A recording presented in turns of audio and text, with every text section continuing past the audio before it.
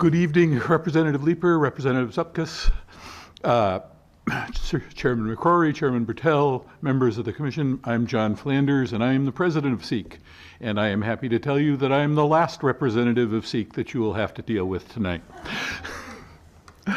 You've already heard from my colleagues, and you have extensive written testimony from SEEK, so I'm going to go over something of a potpourri of issues that we haven't had a chance to consider yet. Number one, Senate Bill 1244 fails to express the issue of transportation to APSEPs and RESCs. Transportation can cost up to half the cost of the tuition for an APSEPs or RESC. We recommend that the CSDE be required to study the basis for the high cost of transportation, to explore whether there's mechanisms for sharing transportation between districts, and finally to look at the question of liability and to determine whether or not the state might take on the cost of liability to make those transportation costs lower. You've heard on the setting the prices, and I'm not going to go into that. Section 4 of 1244 creates in the second year a competitive grant program to develop in-school programs. We heartily encourage that. The law and general principles require that students be educated as close to their peers as they possibly can, and having programs in local schools is absolutely important.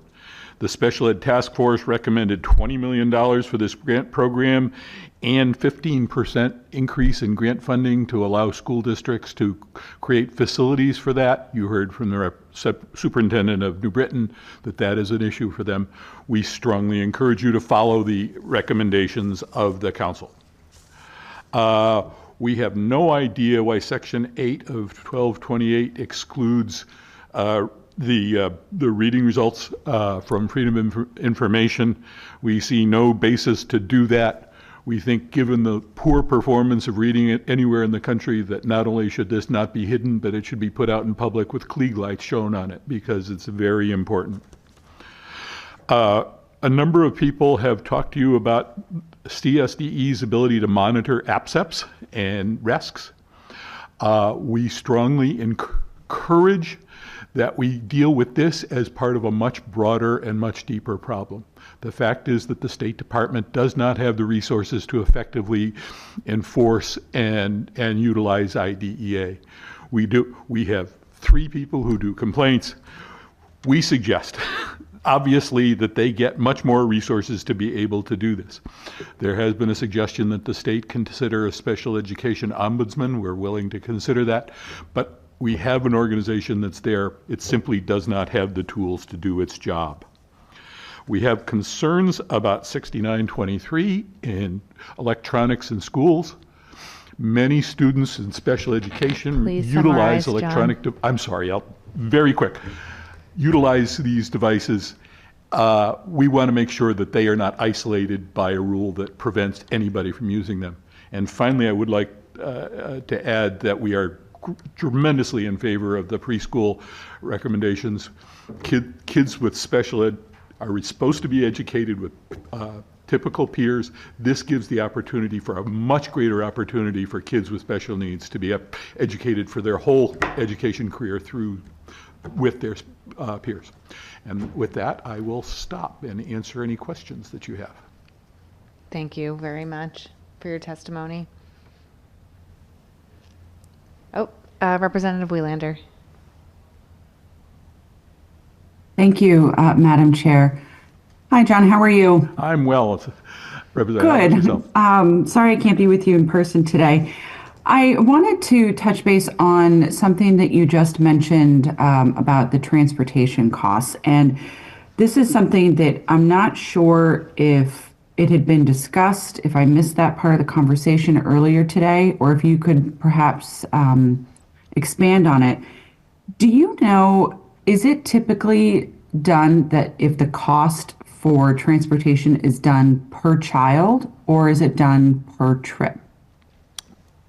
I honestly don't know the answer to that. I'm assuming that there's a contract to provide to take child A from town B to APSEP or RESC C, and that is set up that way. But it's calculated based on the number of students that you get in the van or the vehicle, and the distance that they have to travel. So so without knowing the exact answer to that question, I think that's probably close to where it's calculated. Okay, thank you for that. That's something that was just recently brought to my attention as a possibility that even if multiple students were going from this town A to, school in town B, that charge was being made multiple times for each of those children, even if they were going to the same destination.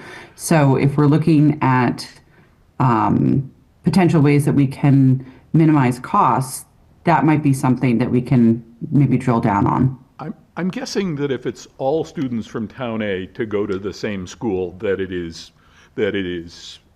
those costs are amalgamated. The question that we're particularly interested in is if town A and town B are both sending students to an APSEP, that perhaps, and this does happen, we know that this happens, but it doesn't happen everywhere. So we want the State Department to encourage this, to build a database, to help maintain it to be very easy for all the schools in a whatever range that are going to one facility to coordinate and hopefully share costs that way. I think that sounds like a great idea to explore. Thank you, Madam Chair. Thank you, Representative. Thanks, John, for your testimony today. Thank you, and have a great evening. to close, you've been sent our list of legislative priorities. So Absolutely. thank you very much. Thank Have you. a good evening.